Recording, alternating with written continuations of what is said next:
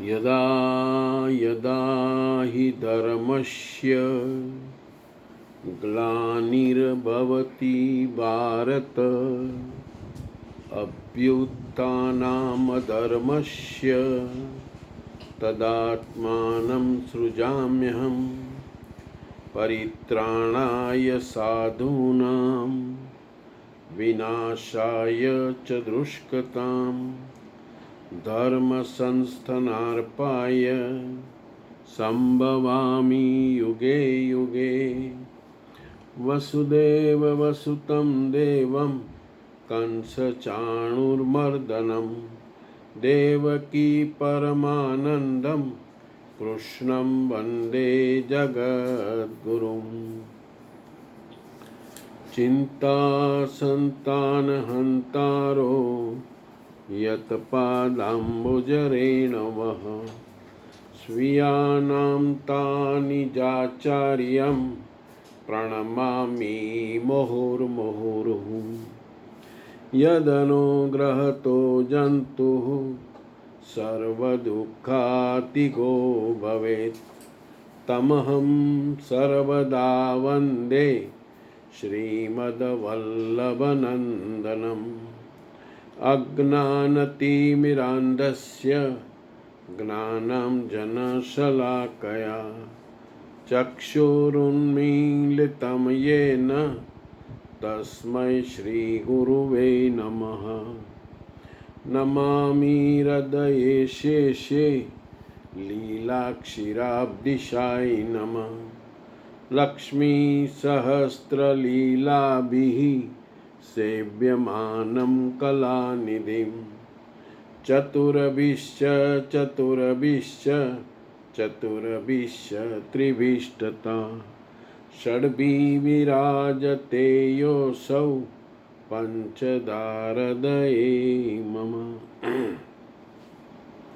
अध्याय 5 श्लोक 10। ब्रह्मणाध्याय कर्माणि संग त्यक्त्वा करोति यः लिप्यते न स पापेन પદ્મપત્રમિવામસા। કમળ કાદવમાં ખીલે છે, એના પાન પાણી પર તરે છે, પવનની લહેરો રાત દિવસ તેની ઉપરથી પસાર થાય છે, પરંતુ તમે કમળપત્ર જોશો તો તે કોરા જ દેખાશે, પાણીનું એક પણ બૂંદ એના પર ઠરશે નહીં, કીચડ અને પાણીમાં રહેવા છતાં પણ કશું એને સ્પર્શતું નથી। એ જ રીતે જે પુરુષ તમામ કર્મો પરમાત્મામાં વિલીન કરીને એટલે સાક્ષાત્કારની સાથે જ કર્મો વિલીન થાય છે એના પહેલાં નહીં, આસક્તિનો ત્યાગ કરીને એટલે હવે આગળ કોઈ વસ્તુ નથી, આથી આસક્તિ નથી રહેતી એટલે આસક્તિ ત્યાગીને કર્મ કરે છે, તે પણ આ રીતે કર્મ કરવાથી લેપાતો નથી, તો પછી તે કર્મ શા માટે કરે છે? તે કર્મ કરે છે તમે સૌ લોકો માટે, સમાજના કલ્યાણ માટે, પાછળ રહેનારના માર્ગદર્શન માટે।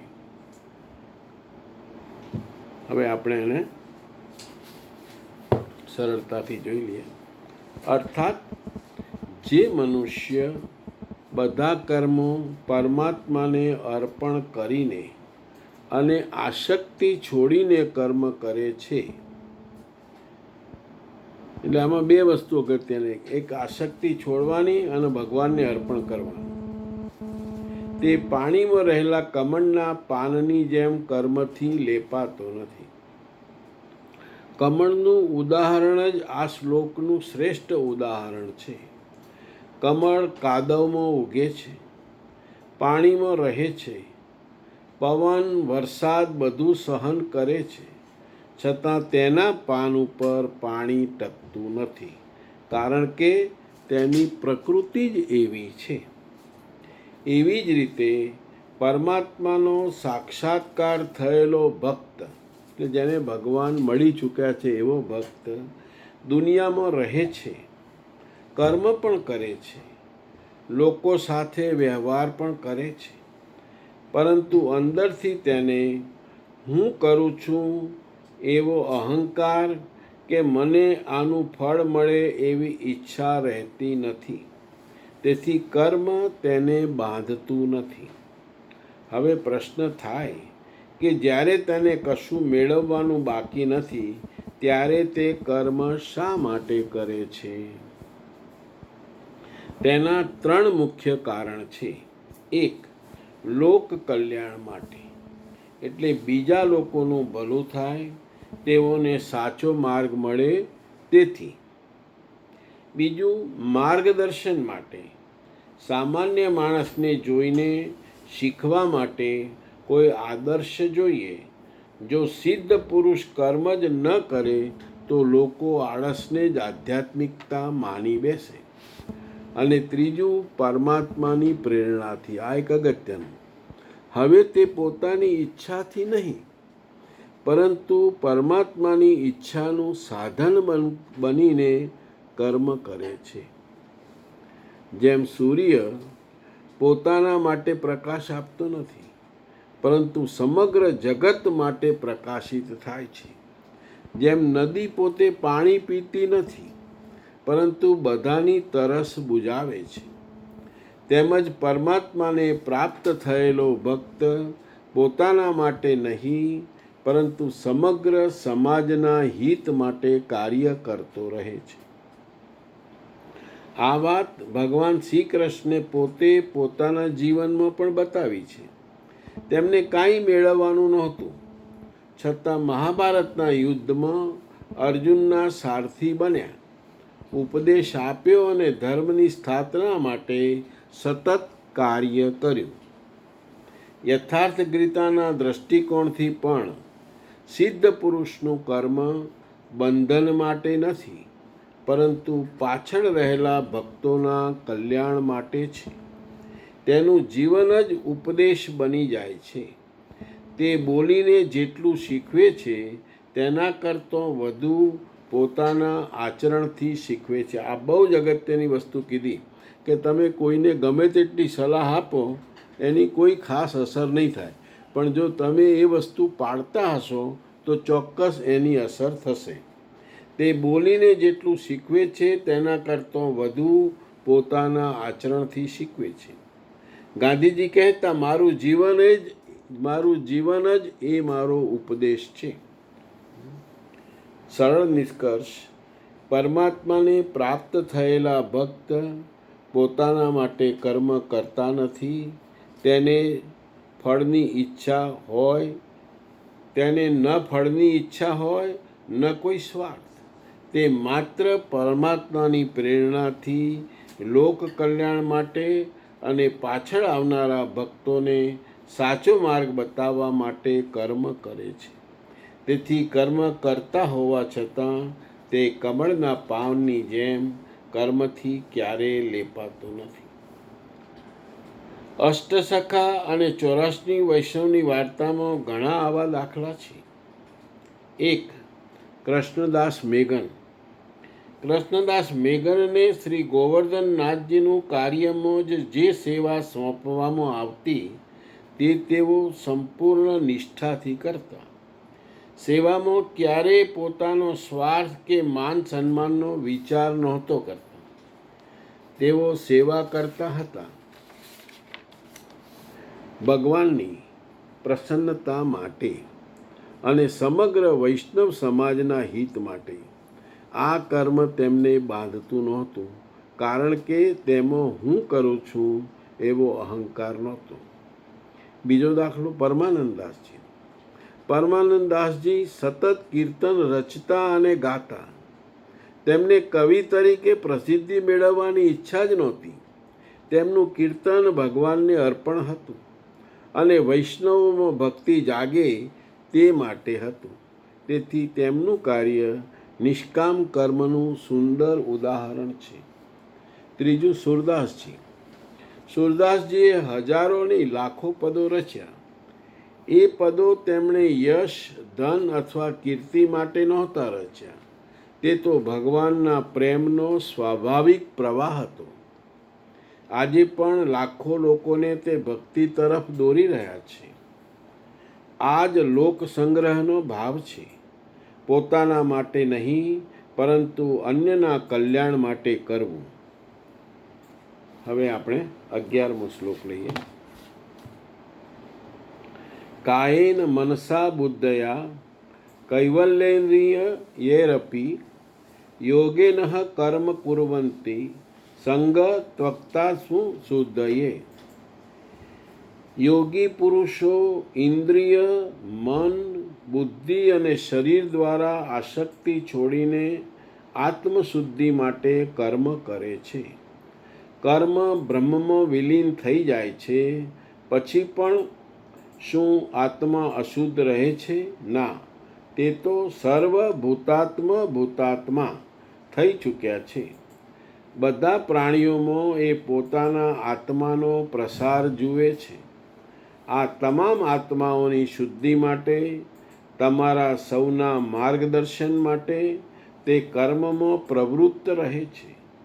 શરીર, મન, બુદ્ધિ તથા કેવળ ઇન્દ્રિયોથી તે કર્મ કરે છે. સ્વરૂપથી તે કાંઈ પણ કરતો નથી. તે સ્થિર છે.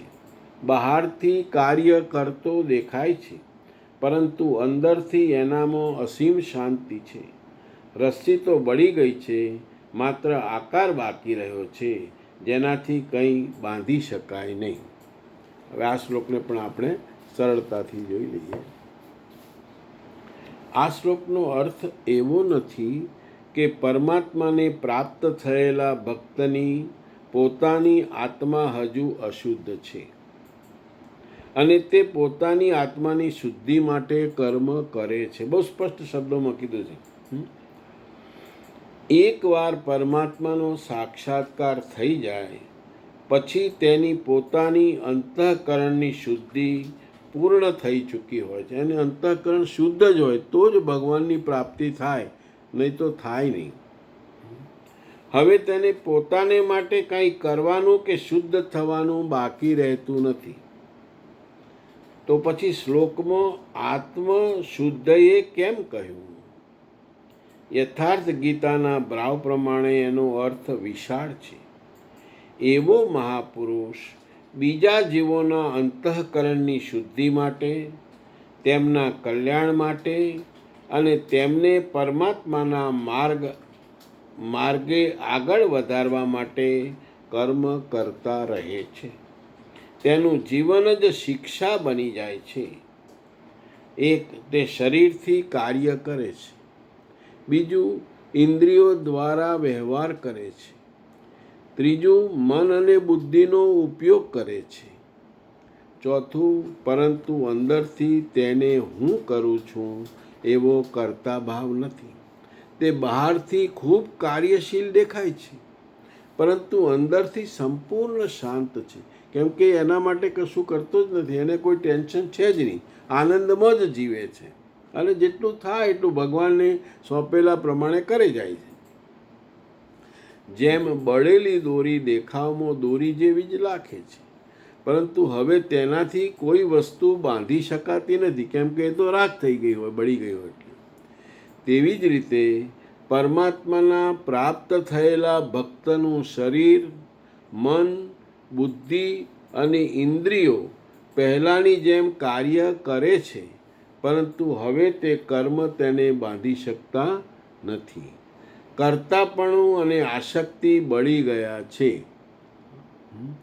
એટલે બળી ગયા એટલે કર્તાપણું, એટલે પછી એનાથી કંઈક કોઈ વસ્તુ બંધાય નહીં. માત્ર વ્યવહાર માટે તેમને આકાર બાકી છે. આમાં એક નાગજી ભટ્ટનો દાખલો છે. નાગજી ભટ્ટ અત્યંત વિદ્વાન હતા, છતાં તેમને પોતાના જ્ઞાનનો ગર્વ નહોતો. વલ્લભાચાર્ય અને પછી વિઠ્ઠલનાથજીની આજ્ઞા પ્રમાણે તેઓ વૈષ્ણવોની સેવા, માર્ગદર્શન અને સંપ્રદાયના કાર્યોમાં સતત પ્રવૃત્ત રહેતા. તેમણે જે કાર્ય કર્યું તે પોતાના નામ કે પ્રતિષ્ઠા માટે નહોતું, પરંતુ ભગવાનની આજ્ઞા અને વૈષ્ણવોના કલ્યાણ માટે હતું. આનો સરળ નિષ્કર્ષ કરીએ તો પરમાત્માને પ્રાપ્ત થયેલા ભક્ત પોતાના માટે કર્મ કરતા નથી. તેની પોતાની શુદ્ધિ પૂર્ણ થઈ ચૂકી છે. હવે તે શરીર, મન, બુદ્ધિ અને ઇન્દ્રિયો દ્વારા માત્ર લોક કલ્યાણ, ભક્તોના માર્ગદર્શન અને પરમાત્માની ઈચ્છા પૂર્ણ કરવા માટે કર્મ કરે છે. બહારથી તે કાર્યશીલ દેખાય છે, પરંતુ અંદરથી તે અચળ, નિષ્કર્તા અને પરમ શાંતિમાં સ્થિત રહે છે. હવે શ્લોક 12. યુક્ત કર્મ ફલમ ત્યક્ત્વા શાંતિ માપ્નોતિ નૈષ્ઠિકીમ અયુક્ત કામકારેણ ફલે શક્તો નિબધ્યતે. યોગયુક્ત એટલે કે યોગના પરિણામને પ્રાપ્ત કરેલ પુરુષ સર્વ પ્રાણીઓના આત્માના મૂળ સ્ત્રોત્ર પરમાત્મામાં સ્થિત છે. એવા યોગી કર્મફળને ત્યાગીને એટલે કર્મનું ફળ એના માટે પરમાત્માથી ભિન્ન નથી. તેથી હવે કર્મફળનો ત્યાગ કરીને નૈષ્ઠિકીમ શાંતિમ આપનોતી, શાંતિની અંતિમ અવસ્થાએ પહોંચે છે. જેનાથી આગળ કોઈ શાંતિ બાકી નથી, જેના પછી તે કદી પણ અશાંત થતો નથી. પરંતુ અયુક્ત પુરુષ જે યોગના પરિણામ પામ્યો નથી તે હજુ રસ્તા વચ્ચે છે. એટલે જે ભગવાન તરફ ગયો છે પણ હજુ ભગવાન સુધી પહોંચ્યો નથી. આવો પુરુષ ફળની આસક્તિ રાખે છે. પરમાત્મા ફળ હોય એમાં એની આસક્તિ આવશ્યક છે. આથી ફળમાં આસક્ત હોવા છતાં કામ કારેણ નિબધ્યતે, તે કામના કરીને બંધનયુક્ત બને છે. અર્થાત પ્રાપ્તિ ન થાય ત્યાં સુધી કામના જાગૃત રહે છે. આથી સાધકે પ્રાપ્તિ સુધી સાવધાન રહેવું જોઈએ. મહારાજજી હંમેશા કહેતા કે હા, આપણે સહેજ પણ અલગ રહીએ અને ભગવાન અલગ છે તો માયા કામયાબ થઈ શકે છે. એટલે આપણા મનમાં એવો ભાવ હોય કે હું જુદો છું ને ભગવાન જુદા છે, તો હજુ માયા કામ કરે છે તમારા ઉપર. કાલે પ્રાપ્તિ થવાની હોય, પરંતુ આજે તો તે અજ્ઞાની છે. આથી પ્રાપ્તિ થાય ત્યાં સુધી સાધકે સાવધાન રહેવું જોઈએ. આ બહુ સુંદર વસ્તુ કીધી કે જે માણસ ભગવાનના માર્ગે છે એને બહુ જ સાવધાન રહેવાની જરૂર છે. આને આપણે સરળતાથી જોઈ લઈએ. જે ભક્ત અને નિષ્કામ કર્મ દ્વારા યોગમાં સ્થિર થઈ ગયો છે તે દરેક કર્મ ભગવાનને અર્પણ કરે છે. આપણે આગલા શ્લોકો પણ જોયા. તેથી તેને કર્મના ફળની ચિંતા રહેતી નથી. તેના માટે પરમાત્માની પ્રાપ્તિ જ સર્વોચ્ચ ફળ છે. જ્યારે આ સ્થિતિ આવે છે ત્યારે તેના મનમાં સંપૂર્ણ શાંતિ ઉતરી આવે છે. જે માણસને ભગવાનની પ્રાપ્તિ થાય એ એકદમ શાંત હોય. આ એવી શાંતિ છે કે જેના પછી કોઈ અશાંતિ બાકી રહેતી નથી. એટલે એને કોઈ પણ કાર્ય અશાંત કરી શકતું નથી. ભલે પોતાને પાસેથી 2-5 લાખ રૂપિયા જતા રહે, પણ એનું મન અશાંત નહીં થાય. પરંતુ જે વ્યક્તિ હજુ આ સ્થિતિ સુધી, આમાં આ શ્લોકનો આ અગત્યનો પોઈન્ટ છે કે જે વ્યક્તિ હજુ આ સ્થિતિ સુધી પહોંચી નથી, એટલે કે જેને ભગવાનનો સાક્ષાત્કાર થયો નથી, તે કર્મના ફળમાં અટવાયેલો રહે છે. તે સતત વિચાર કરે છે કે મને આ મળે, મને સફળતા મળે, મને સિદ્ધિ મળે. આવી ઈચ્છાઓ જ તેને બંધનમાં રાખે છે. જ્યાં સુધી ઈચ્છા રહે છે ત્યાં સુધી મનને સાચી શાંતિ મળતી નથી. એટલા માટે ભક્તિના માર્ગે ચાલનાર માટે એક વાત ખૂબ જ જરૂરી છે. પ્રાપ્તિ ન થાય ત્યાં સુધી સતત સાવધાન રહેવું. જ્યાં સુધી આપણને ભગવાન મળી ના જાય ત્યાં સુધી આપણે બહુ જ સાવધાન રહેવાની જરૂર છે, નહીંતર આપણે ક્યાંક માયામાં અટવાઈ જઈશું. અને ભગવાન જ્યારે એની પાસે લે તો તમારી કેટલીય પ્રકારની પરીક્ષાઓ કરે. એમને એમ તો ભગવાન એની સાથે તમને લે નહીં. મનને અહંકાર, આસક્તિ, વિષય વાસના કે માયા તરફ જવા દેવું નહીં.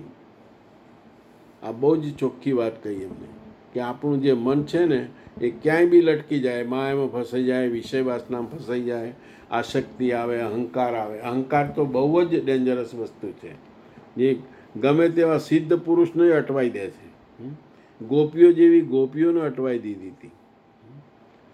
મહારાજજી કહે છે, જ્યાં સુધી હું અલગ છું અને ભગવાન અલગ. આ બહુ જ સરસ વાક્ય છે કે આપણે ભગવાનની સેવા કરતા હોઈએ, ભગવાનની ભક્તિ કરતા હોઈએ, પણ જ્યાં સુધી તમારામાં એવો ભાવ છે કે હું અને ભગવાન બે અલગ છે, ત્યાં સુધી માયા જીતવાનો પ્રયત્ન કરતા જ રહેવું. ત્યાં સુધી આપણે માયામાં જ છીએ, એટલે હજુ આપણે માયાને જીતવાની બાકી છે. તેથી ભગવાનની પ્રાપ્તિ થાય ત્યાં સુધી ભક્તે ક્યારેય બેદરકાર ન બનવું. બહુ સ્પષ્ટ શબ્દોમાં કીધું છે. ગુસાઈજી પણ કાયમ એ કહેતા કે ભાઈ આ માર્ગની અંદર સહેજ પણ બેદરકારી ચાલે નહીં. એક દાખલો લઈએ. એક વિદ્યાર્થી પરીક્ષાની તૈયારી કરે છે, પણ પરીક્ષા પૂરી ન થાય ત્યાં સુધી તે નિયમિત અભ્યાસ કરે. એને બધું વાંચી લીધું છે તો ફરી વાર વાંચશે, ત્રીજી વાર વાંચશે, હજુ પરીક્ષા બાકી છે. બેદરકારી રાખતો નથી કે ચાલો મેં તો બધું વાંચી લીધું, હવે મારે કંઈ વાંચવાનું જવું, તો ક્યાંક અટવાઈ જશે. પરીક્ષા આવે ને એમાં પછી ભોપાળું વળી જાય. બેદરકારી રાખતો નથી. જો તે વચ્ચે વિચારે કે હું હવે તૈયાર થઈ ગયું, મને બધું આવડે છે, અને અભ્યાસ છોડી દે તો એ ચોક્કસ નિષ્ફળ થઈ શકે છે. તે જ રીતે ભગવાનની પ્રાપ્તિ ન થાય ત્યાં સુધી ભક્તે વિનમ્રતા, સાવધાની અને સતત ભક્તિ જાળવી રાખવી જોઈએ. જ્યારે ભગવાનની પ્રાપ્તિ થઈ જાય ત્યારે પછી મનને એવી શાંતિ મળે છે કે કોઈ પણ પરિસ્થિતિ તેને ડગાવી શકતી નથી. એટલે તમને એક વખત ભગવાનની પ્રાપ્તિ, તમારું મન એકદમ શાંત થઈ જાય, તમને કોઈ પરિસ્થિતિ હલાવી ના શકે. હવે શ્લોક 13.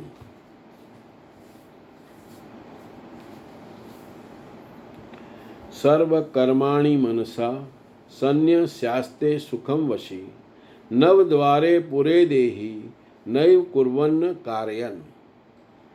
જે સંપૂર્ણપણે સ્વવશી છે, જે શરીર, મન, બુદ્ધિ અને પ્રકૃતિથી પર આત્મામાં સ્થિત છે, આવો જીતેન્દ્રિય નિગ્રહી પુરુષ નિઃશંકપણે કશું કરતો નથી કે કશું કરાવતો નથી. પાછળ રહેનારાઓ પાસે કરાવવાથી પણ એની આંતરિક શાંતિને સ્પર્શ થતો નથી. આવો સ્વરૂપસ્થ પુરુષ શબ્દાદી વિષયોની પ્રાપ્તિ કરાવનાર નવદ્વાર એટલે 2 કાન, 2 આંખ, 2 નાકના છિદ્ર, 1 મુખ, ઉપસ્થ અને ગુદા યુક્ત શરીરરૂપી નગરમાં તમામ કર્મોનો મનથી ત્યાગ કરીને સ્વરૂપાનંદમાં સ્થિર રહે છે. તે યથાર્થપણે કાંઈ કરતો નથી, કાંઈ કરાવતો નથી. આ જ વાત શ્રી કૃષ્ણ ફરીથી બીજા શબ્દોમાં કહે છે. તે પ્રભુ ન કરે છે ને ન કરાવે છે. સદગુરુ ભગવાન, ઈષ્ટ, સ્વરૂપસ્થ મહાપુરુષ, યુક્ત વગેરે શબ્દો એકબીજાના પર્યાય છે. અલગપણે ભગવાન કાંઈ કરવા આવતા નથી. સમજવા જેવું છે. તે જ્યારે પણ કરે છે ત્યારે આ સ્વરૂપસ્થ પરમાત્માના માધ્યમ દ્વારા જ કરાવે છે. એટલે ભગવાન કશું કરવા જાતે આવતા નથી. એ આપણા શરીર પાસે, ભગવાન એટલે આપણા આત્મા સમજીએ તો આપણો આત્મા જાતે કશું કરતો જ નથી. એ આપણી પાસે જ કરાવે છે. એ આ શરીર એક માધ્યમ છે. મહાપુરુષ માટે શરીર કેવળ મકાન છે. આથી પરમાત્માનું કરવું અને મહાપુરુષનું કરવું બંને એક જ વાત છે. કેમ કે તે પરમાત્માના એટલા દ્વારા પરમાત્માના એમના દ્વારા કરે છે. વાસ્તવમાં તે પુરુષ કરવા છતાં કાંઈ કરતો નથી. હવે આ શ્લોકને થોડા ડિટેલમાં સમજી લઈએ. આ શ્લોકનો ભાવ ખૂબ જ ઊંડો છે. તેને સરળતાથી સમજીએ. જે ભક્ત પોતાના મન, ઇન્દ્રિયો અને અહંકારને વશમાં રાખીને પોતાના સાચા સ્વરૂપમાં સ્થિર, સાચું સ્વરૂપ એટલે આપણો આત્મા, એ આપણું સ્વરૂપ છે. સ્વરૂપ એટલે પોતાનું રૂપ, પોતે. આપણે પોતે કોણ છીએ? તો મહેન્દ્ર એ હું પોતે નથી, મારો આત્મા એ હું પોતે છું. પોતાના સાચા સ્વરૂપમાં સ્થિર થઈ જાય છે. તે બહારથી બધા કરતો દેખાય છે, પરંતુ અંદરથી તેનો એવો અનુભવ રહે છે કે હું કરતા નથી, પરમાત્મા જ બધું કરાવે છે. આ શરીરને શ્રી કૃષ્ણે 9 દ્વારવાળું નગર કહે છે. એવું નગર છે આપણું શરીર કે જેમાં 9 રસ્તા છે, 9 દ્વાર છે. આ 9 દ્વાર કયા છે? તો 2 આંખ, 2 કાન, 2 નાસિકાના છિદ્ર, 1 મુખ, ઉપસ્થ અને ગુદા. આત્મા આ શરીરમાં રહે છે, પરંતુ તે પોતે કોઈ કર્મ કરતો નથી. આત્મા કશું જ કરતો નથી. કર્મ તો શરીર, મન અને બુદ્ધિ અને ઇન્દ્રિયો પ્રકૃતિના નિયમ મુજબ કરે છે. અને આપણી આ જે ઇન્દ્રિયો અને બુદ્ધિ અને મન જે છે એ પણ પ્રકૃતિના નિયમ મુજબ કરે છે. એટલે પ્રકૃતિના નિયમ મુજબ એટલે કે તમે જેવી પ્રકૃતિ લઈને આવ્યા છો, તમારા કર્મોને આધીન, એ પ્રમાણે જ કરે છે. એટલે એવો જ્ઞાની પુરુષ બહારથી બોલે, ચાલે, ખાય, સેવા કરે કે લોકોને માર્ગદર્શન આપે, છતાં અંદરથી તેને કર્તાપણાનો અહંકાર હોતો નથી. તેથી કર્મ તેને બાંધતા નથી અને તેની શાંતિ ક્યારેય ભંગ થતી નથી. હું કરું છું એવો ભાવ જ બંધનનું કારણ છે. જ્યારે પરમાત્મા જ મારા દ્વારા કાર્ય કરાવે છે એવો અનુભવ થાય ત્યારે કર્મ બંધન રહેતું નથી. આમ તો કહેવું સહેલું છે કે ભાઈ ભગવાન જે કરાવે ખરું, અને જે કરાવે પણ એ આપણા અનુભવમાં આવવું જોઈએ. બહુ અગત્યની વસ્તુ અનુભવમાં આવવું જોઈએ. એનો દાખલો લઈએ. વાંસળી પોતે કાંઈ સંગીત વગાડતી નથી. જ્યારે શ્રી કૃષ્ણ વાંસળીમાં ફૂંક મારે છે ત્યારે મધુર સંગીત નીકળે છે. વાંસળી ક્યારેય કહેતી નથી કે મેં સંગીત વગાડ્યું. કોઈ દિવસે વાંસળી કહેતી નથી કે મેં સંગીત વગાડ્યું. તે તો માત્ર સાધન છે. એ જ રીતે સ્વરૂપસ્થ મહાપુરુષ, સ્વરૂપસ્થ એટલે જેને ભગવાન પ્રાપ્ત કર્યા છે એવા, પોતાનો પરમાત્માના હાથનું સાધન માને છે. પોતે જે છે એ પરમાત્માના હાથનું સાધન છે. ભગવાન જેમ કરાવે એમ કરે. તેથી તે કહેતો નથી કે મેં કર્યું. તેના દ્વારા પરમાત્મા જ કાર્ય કરાવે છે. સદગુરુ, ઈષ્ટ, ભગવાન, સ્વરૂપસ્થ, મહાપુરુષ વગેરે શબ્દો આ બધા એક જ છે. સદગુરુ કહો, ઈષ્ટ એટલે ભગવાન, ભગવાન, સ્વરૂપસ્થ, મહાપુરુષ વગેરે શબ્દો અંતિમ અનુભૂતિમાં એક જ પરમ તત્વ તરફ સંકેત કરે છે. પરમાત્મા જ્યારે લોક કલ્યાણનું કાર્ય કરે છે ત્યારે આવા સ્વરૂપસ્થ મહાપુરુષોના માધ્યમથી જ કરે છે. ભગવાન જ્યારે લોકના કલ્યાણનું કાર્ય કરે તો તમને એનો દાખલા તરીકે મહાપ્રભુજીને એમને એ બનાવે, એમના માધ્યમથી એમને આખો પૃષ્ટિ માર્ગ સ્થપાયો. અલ્ટિમેટલી આ બધું કર્યું કોણે? તો ભગવાને જ કર્યું. ટૂંકમાં સાર લઈએ તો જેને કરતાપણાનો અહંકાર છૂટી ગયો છે અને જે પરમાત્મામાં સ્થિર થયો છે તે કર્મ કરતો હોવા છતાં ખરેખર કરતા નથી. તે પરમાત્માનું નિમિત્ત બનીને શાંતિ અને આનંદમાં સ્થિર રહે છે. આવતી વખતે આપણે 14મો શ્લોક લઈશું. જય શ્રી કૃષ્ણ.